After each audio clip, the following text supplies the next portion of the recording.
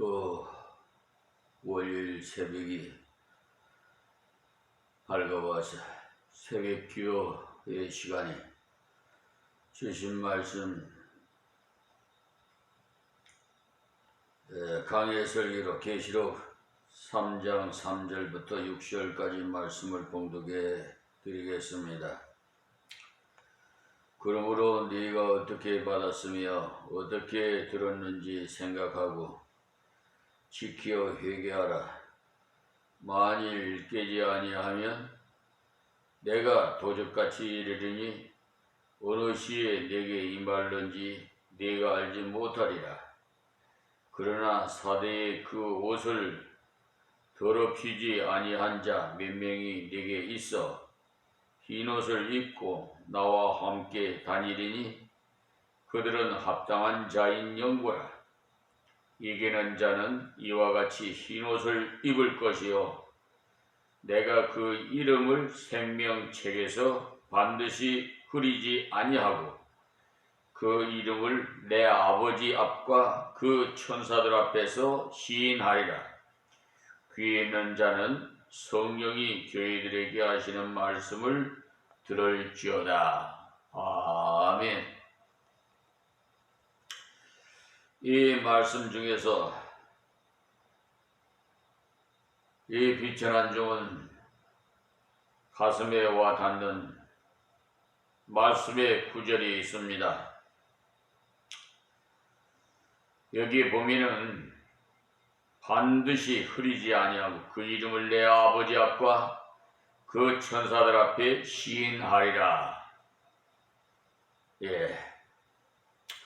앞에서 소아시아에 있는 네 교회에서 이렇게 주신 말씀의 교훈을 우리에게 들려주셨습니다만 이 교회들은 만국 교회들의 그 표본이고 또 성도들의 표본으로서 교회로 볼 수도 있고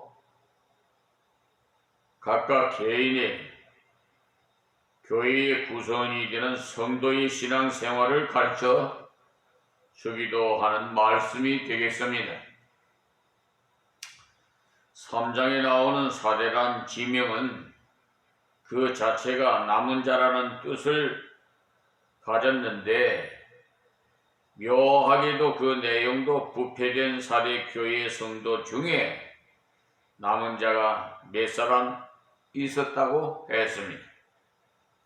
이 사대라는 곳은 두아디아 남쪽에 있는 도시로서 염직공업이 발달되고 사치하고 음탕한 아주 소돔과 고모라성 같은 도시였어요. 이 사대 교회는 별다른 핍박은 받지 않은 그런 교회였어요. 바울 사도가 에베소를 전도할 때 이 사대에도 전도한 것으로 보아지는데 상당히 훌륭한 교회가 섰습니다마는 세속화가 되어 버렸어요. 그러니까 핍박보다 더 무서운 것은 이 안일한 생각, 그러니까 세속화되는 것. 성도가 세속화되어 버리면 그 능력을 다 잃어버립니다. 성도가 세속화되어서 주말을 즐기는 자가 되어버리면 능력을 다 잃어버리게 돼요. 요즘 이 나라에 많은 경제 성장으로 인해서 선진국 대여에 서가지고 모든 문화적인 발달이 되고 그러다 보니까 외국 문화도 들어오고 또 우리 K-팝 문화도 세계에 많이 알리고 이런 시대에서 우리가 살고 있는데요. 정치는 너무 이렇게 서로 대립각 세워져 가지고 협치라는 것을 찾아볼 수가 없고 좀 국민으로 보기서는 마음이 편치 못합니다. 서로 협치하고 사람이 어디 온전한 사람 어디 있겠어요? 일을 하다 보면 잘못한 일도 있고 잘한 일도 있고 그런데 이 비천한 종이 보기에는 너무 과하지 않나? 지금 윤석열 정부가 들어서서 어느 정부보다도 좀 이상하게 서로 대립각을 세우고 정치적인 싸움이 계속 일어나니까 국민이 마음이 편치 못해요. 이 나라가 누구를 위해서 만들어 세워졌고 헌법에 뭐라고 돼 있어요? 국민이 주인이에요. 그렇다면 이 나라 대통령을 비롯해서 모든 강요들과 위정자들은 심지어 말단에 있는 공무원까지도 다 국민을 위해서 헌신하고 봉사하고 섬겨야 돼요. 아시겠습니까? 그런데 직권을 남용해가지고 오히려 약자를 짓밟아버리고 뭉개버리고 자기들의 기득권 세력을 이용해서 편리한 대로 입맛대로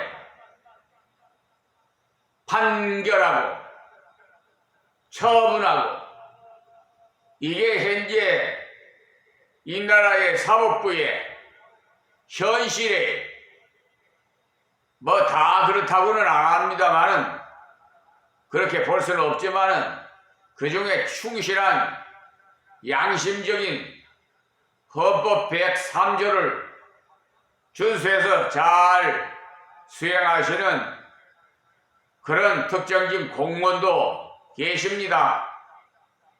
그런데 그 못된 아주 불의한 자들 때문에 그 속된 말 있잖아요. 미꾸라지 한두 마리가 더럽힌다고. 지금 이런 실정이에요. 그리고 세계적으로 보면 저 우크라이나 전쟁 지금 얼마나 오래됐습니까? 이게 불씨가 돼서 어떻게 보면 지금 기후변화로 인해서 일어나는 이런 폭우 상태나 지진 상태나 또 폭풍, 태풍 이런 자연적인 이런 재해로 많은 국민들이 세계적인 백성들이 희생되어 가고 있어요. 지금도 저 어딘가 아주 그냥 내가 그 TV를 켜서 뉴스를 좀 들어보려면 너무 마음이 아파요. 그런 현상이 왜 일어나느냐? 다 우리 인생들이 하나님, 창조주이신 하나님을 모르고 우상 앞에 절하고 섬기고 우상의 조종을 받으니까 그러한 현상이 벌어지고 있어요. 우리나라는 5,000년의 역사를 지니고 있는데 왜 이렇게 저 만주 땅까지 우리 땅이에요. 시베리아 저 만주 땅까지 예? 저 대마도도. 예? 근데 왜 다 뺏기요? 왜 이런 현상이 나와요? 다 우상을성이 유교 사상이 돼가지고 제사를 지내고 귀신한테 그런 조종을 받고 그런 전통을 가진 나라이기 때문에 계속해서 살상이 일어나고 그놈의 왕권을 다 서로 손에다 쥐려고 서로 싸우고 하여튼 형제간에도 피비린내 나는 그러한 우리 역사를 보십시오. 그 실록에 한번 봐요. 지금도 한 민족이 남북이 대처해가지고 지금 총뿌리로 겨루고 있고 이제는 핵무기까지도 이러고 있잖아요. 지금 전 정부까지만 하더라도 어쨌든 서로 타협해서 뭐 잘했다고 뭐 저러한 말씀을 드리는 것이 아니라 어쨌든 같은 동포로서 국민은요 편안한 것을 원해요. 안정 속에서 발전되는 것을 원합니다. 이 나라 대통령과 모든 기관 모든 부처 좀 유정자들 제 소리 좀 들어보세요. 국민을 대표해서 내가 말씀을 드려요. 국민은 싸우는 거 싫어해요. 서로 사랑하고 안정 속에서 발전하는 것을 원합니다. 이 알겠습니까?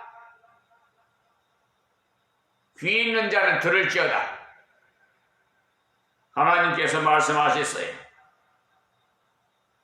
아무리 옳은 소리를 해줘도 듣지 않으면 그건 바위에 계란치기지요. 강대강으로 나가보세요.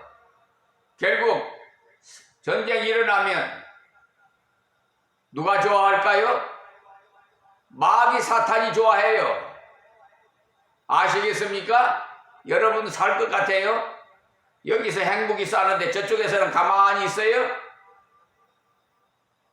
어리석은 백성들, 왜 이 세속에 대해서 문제에 대해 앞으로 계속 경고할 건데요. 왜냐하면 서구교회가 그렇게 나가다가 망했기 때문에 그래요.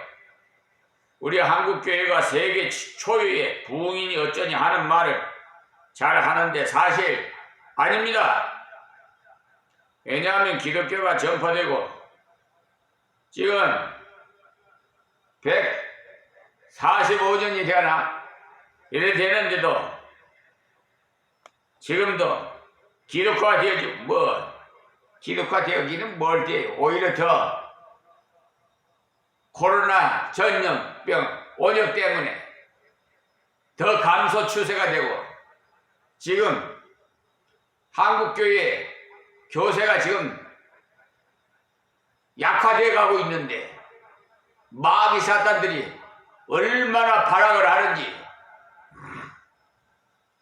우리는 이제 심판받을 날에 가까우고 예수님은 재림해서 심판하실 날이 가까워요. 여러분 정신 똑바로 차려야 돼요. 현재 여러분의 눈에는 평화하고 쾌락적이고 향락적으로 살고 그냥 불로소득으로 권력으로 여러분 입맛대로 살아보세요. 나중에 후회해도 소용없어요.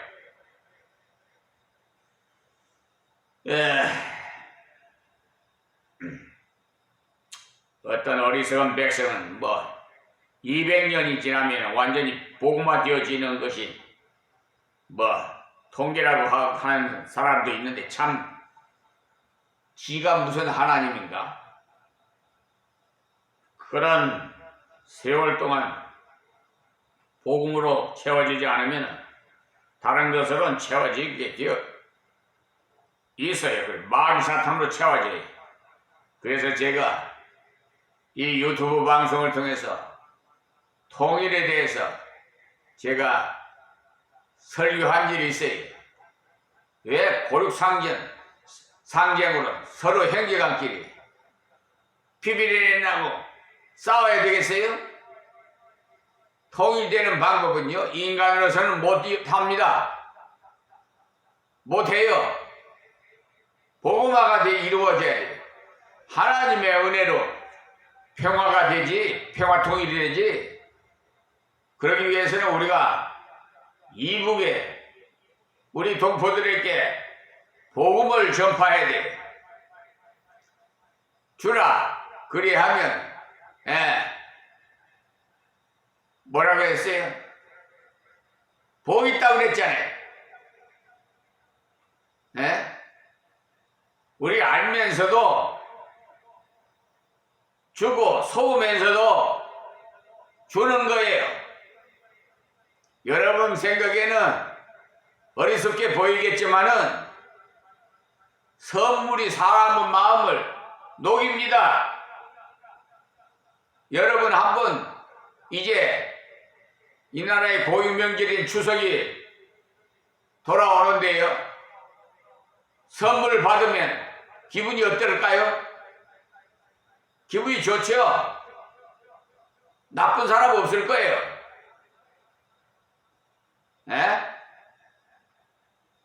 그러면서 자기는 기분 좋은데 왜 다른 사람에게는 왜 안 줍니까?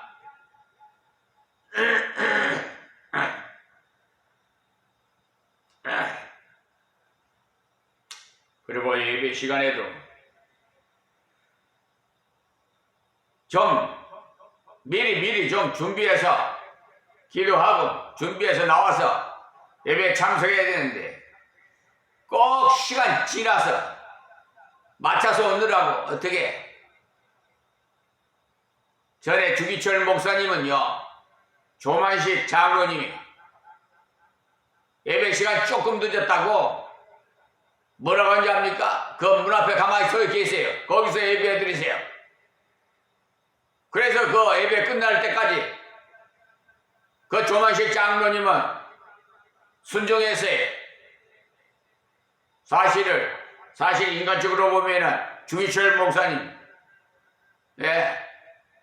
선배가 되고 연배가 되지만 하나님이 세운 선지자 앞에 하나님이 세웠기 때문에 하나님의 음성을 듣는 요즘은 말이야 장로들이 목사를 하나님이 기름 부은 목사들 자기도 기름 부었다고 아주 목사를 내 자기 마음에 안 든다고 퇴출시키고 그런 교회는 복 못 받아요. 오히려 나한테 나중에 돌아옵니다.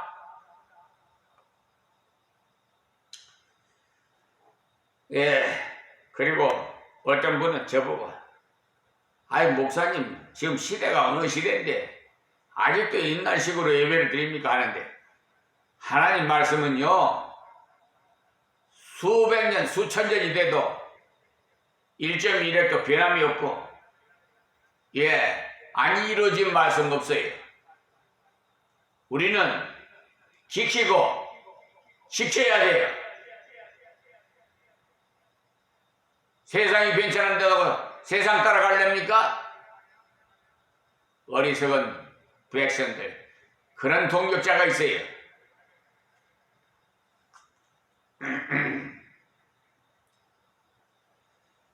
예배 시간에도 좀 미리 와서 늦게 오면 앞자리에 앉는 그런 시대가 되어지도록 예배를 사모하는 성도가 많아지기를 바랍니다.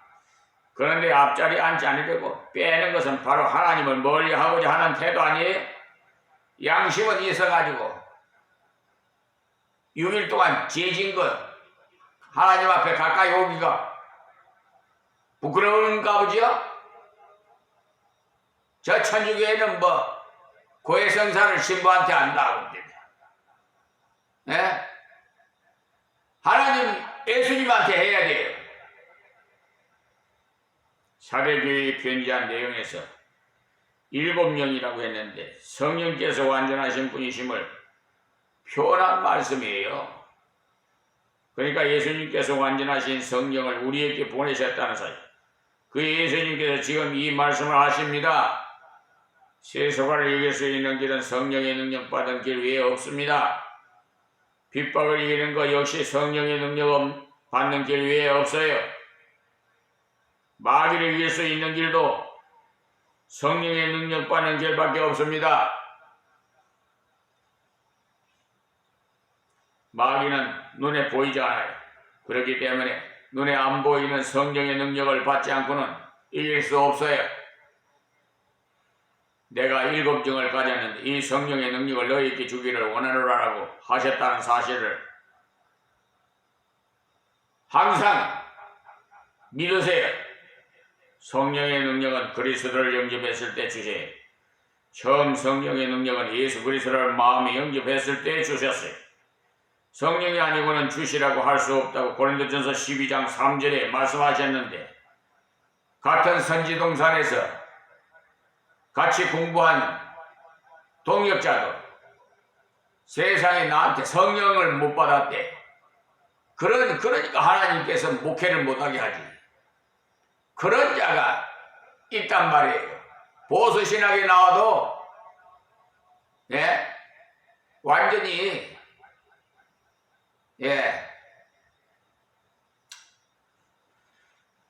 변화돼가지고 거짓 선지자로 되는 경우가 많아요. 어쨌든 비진리로 이단으로 끌려간단 말입니다.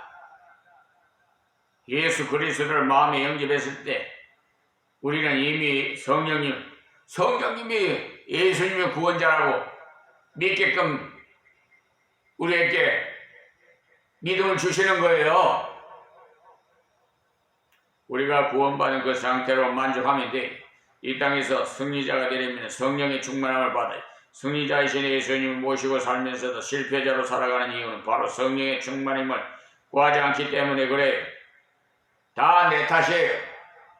하나님께서는 성령의 충만함을 우리에게 주시겠다고 약속했는데 그렇기 때문에 먼저는 예수 그리스도를 영접함으로 성령의 은혜를 받읍시다.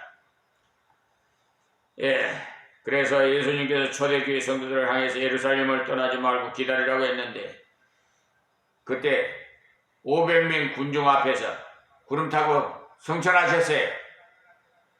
그래서 내가 가면 보혜사 성령을 보내주마. 그런데 슬슬 1명, 2명 다 빠져나가고 120명밖에 못 안 있었어요. 500명 중에. 지금도 마찬가지예요. 그때는 아니구나. 슬슬 주말이면 이제 앞으로 5일 근무하니까 그런 데다가 뭐 추석이 들어가고 또 뭐 개천절이고 뭐 여름이 끼어가지고 많이 외국으로 여행 갈 사람들은 많이 갈 것 같아요.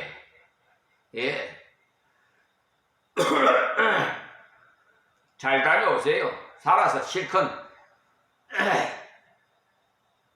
당신들 뜻대로 사세요. 나중에 가서 예수님 앞에 섰을 때 뭐라고 하실는지. 예수님께서 초대교회 성도들을 향해서 예루살렘 떠나지 말라고 말씀하셨건만 사도행전 1장 13절에서 14절 말씀 보세요. 그리고 2장 1절에서 4절 말씀도 보시고 그들이 성령의 충만한 능력을 받자 모든 장벽을 뛰어넘게 되었지. 언어의 장벽도 뛰어넘고 환경의 장벽도 뛰어넘고 이 언어 훈련을 하지 않았는데도 선교할 수 있는 굉장한 능력을 받아요. 왜냐하면 성령께서 함께 역사하셨기 때문에. 사도행전 2장 5절에서 13절 말씀 참고하시고요. 예수님께서 사대 교회에 제일 먼저 보여주신 것이 자신은 7명을 가지신 분으로 보여주셨어요. 그러니 먼저는 그리스도를 영접해야 되고 그 다음은 성령의 충만함을 주시기를 기도하지 않고는 성령의 충만함을 받을 수가 없습니다.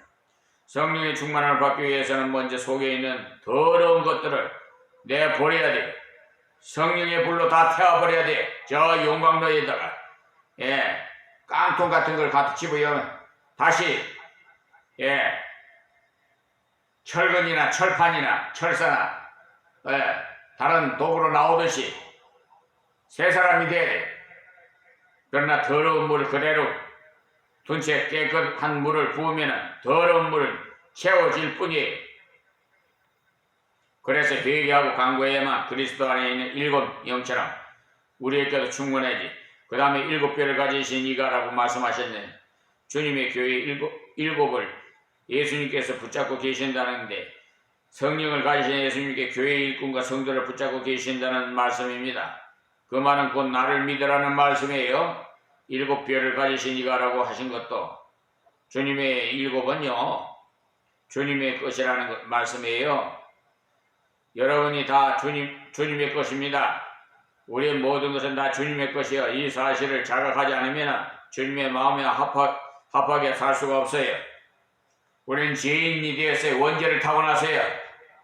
다 죄인이에요. 의인은 없나니 하나도 없어요. 그런데 하나님과 원수된 저희들을 하나님께서 사랑하셔서 독생자 예수님이 이 땅에 보내주셔서 우리의 죄를 대속하셨잖아요. 빚값으로 사셨으니까 우리 거이 아니란 말이에요. 그런데 우리 거이냐 자기 몸을 자기가 막 학대를 하고 자살까지 하고. 여러분 자살한 사람 뭐 천국 가서 하나님 앞에 좋은 소리 들을 것 같습니까? 장례식 하는데 보니까 십자가 걸어놓고 뭐 아무개 집사 이러면서 기독교 시골을 뭐 장례식을 하는데 저는 참 하나님께서 참 가증하다고 생각할 것 같아요. 고린도전서 3장 15절 말씀에 보면 구원은 받되 불속에서 구원받을 것 같으리라고 했어요. 구원은 받아도요. 그래 불속이 어디에 지옥이 있는 가 지옥을 말하는 거지. 성령을 가신 예수님께서 이 사대 교회는 신창이 없는 교회, 살았다는 이름 가졌으나 죽은 교회라고. 그들이 행위를 볼 때 그렇다는 것. 우리 그리스도인은 모든 행위의 초점이 어디에 있어야 되겠어요? 우리가 돈을 벌려가고 자식을 공부시키고 하는데 무엇을 위해서 해야 돼요? 주님을 위해서 해야 되겠죠? 그렇기 때문에 여러분이 공부할 때도 그냥 열심히 한다고 되는 것 아니에요.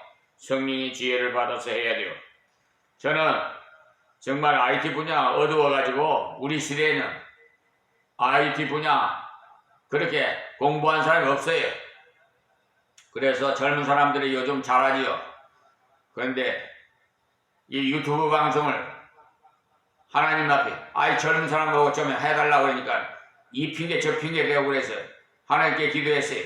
하나님 저에게 지혜를 주셔서 유튜브 개설하고 좀 제작할 수 있게끔 좀 해달라고 기도했더니 지혜를 주셔서 직접 가르쳐 주셨어요. 돈을 벌 때도 마찬가지 성령의 지혜를 받아야 받아서 벌어야 전도를 갈 때도 성령의 능력을 받아서 해야 돼요. 공부를 가르치는 자리에 있는 분 역시 성령의 지혜를 받아서 감당해야 돼요. 그렇게 할 때 그 모든 결과 그리스도 복음을 전파하는 통로가 됩니다. 우리 성도 모든 생활은 그리스도 복음과 관련이 있다는 사실을 잊지 마십시오. 여러분들이 직장에 돈 벌러 가시지만 돈 버는 것이 목적이 된다면 세상 사람과 별다른 바가 없어요. 우리 성도는 돈 벌기 위해서 가는 것이 아니라 그리스도를 나타내기 위해서 가는 거예요. 그래서 우리의 본업은 하나님의 일하는 거예요. 전도예요. 부업이 우리에게 주시는 달란트대로 직장 생활하는 거예요. 요셉이 보디발의 집에 가서 노예가 되었지만 하나님께서 함께 하심으로 그들이 보았다는 사실이에요. 그것이 보디발의 집에서 일한 요셉의 이유입니다. 요셉이 보디발의 집에서 열심히 일한 것은 하나님께서 같이 하심을 드러내기 위함이에요. 억울한 누명을 쓰고 감옥에 들어갔지만 농땡이 치지 않았어요. 감옥에 들어가서도 거의가 다 농땡이를 치지만 왜 농땡이를 치지 않느냐? 하나님 살아계심을 보여주기 위해서요. 그것이 바로 전도예요. 내 속에 살아계신 그리스도 그분을 보여주는 것이 전도입니다. 이 사배교회가 살았다는 이름을 가졌다는 것을 볼 때 겉으로 볼 때는 제법 괜찮다는 거죠. 형식적으로는 제법 갖추었다는 건데 그러나 주님께서 보실 때는 살았다는 이름을 가졌으나 죽었더라는 것. 이것을 가리켜서 외식이라고 합니다. 왜 외식입니까? 생명이 없으면 외식하죠. 주님과 함께 산다는 생명적인 관계가 체험이 없는 교인은 저절로 외식하게 돼요. 예수님이 있는 사람으로 보여야 되기 때문에 외식하게 되죠. 그러나 그 속에 그리스도의 생명을 가진 사람은 그리스도의 생명이 그 속에 역사하시기 때문에 꾸미지 않아도 저절로 드러나게 되어 있어요. 중요한 것은 내가 그리스도를 모심으로 어떤 결과를 가지고 왔는지 그리스도께서 나를 위해 어떻게 역사하시는지를 잘 알아야 돼요. 우리가 그리스도를 몰랐을 때는 어떤 존재였습니까? 앞으로 이 문제에 대해 여러 번 말씀드릴 것입니다만 왜냐? 이것을 잘 알아야 전도할 수 있기 때문에 우리가 예수 그리스도를 모시지 않았을 때는 마귀의 자손이었어요. 예수님께서 바리새인들을 향해서 너희 아비 마귀라고 요한복음 8장 44절에 말씀하셨어요. 아담 하와가 선악과를 따먹은 후에 후손들은 남에서부터 영적으로 볼 때는 죽은 자요 사탄에 사로잡은 자라 성경이 그렇다고 말씀하고 있어요. 그것이 사실인 것이 우리가 전도를 하면 잘 받지 않습니다. 왜 받지 않느냐? 그들이 배후의 영적인 세력이 버티고 있기 때문에 그들에게 전도하기 위해서는 우리가 성령의 충만함을 받아야 돼요. 마귀의 충만한 그들에게 전도하려면 성령의 충만함을 힘입어서 전해야 전도가 되지. 마태복음 12장에 보면 예수님께서 말씀하시기를 강한 자가 집을 지키고 있는 집을 들어가서 탈취하려면 그들보다 더 강한 자가 와서 무장해서 해제시켜야 가지고 갈 수 있다고 하잖아요. 예수님께서 왜 그런 말씀을 하셨느냐 하면은 예수님께서 귀신을 쫓아내고 나니까 사람들이 귀신 들려 그렇다고 했기 때문에 하신 말씀이 귀신을 쫓아낼 수 있었다는 사실은 귀신보다 더 강한 능력을 가졌었다는 사실. 우리가 그리스도 모시지 않았을 때는 마귀의 자식이었어요. 그리스도를 믿고 난 다음에는 깨어있지 아니하면은 마귀에게 시달려요. 그렇기 때문에 예수님께서 7영을 가지셨다 해서 마귀의 자식은 안식이 없습니다. 에베소 2장 3절에 보시면 그들은 진노의 자식이라 그래서 마음속에 불안과 걱정과 염려가 떠나지 않아요. 여러분 마음속에 염려와 불안이 떠나지 않는다면 마귀에 감동받아서 그렇다고 생각하면 틀림없어요. 마귀는 우리들로 하여금 걱정하도록 하고 걱정해도 소용이 없는데도 자꾸 걱정하도록 해요. 만들어요. 걱정에 십사이게 한 후에 결국은 육체까지 병들도록 하고 육체의 병 중 많은 부분이 염려와 걱정에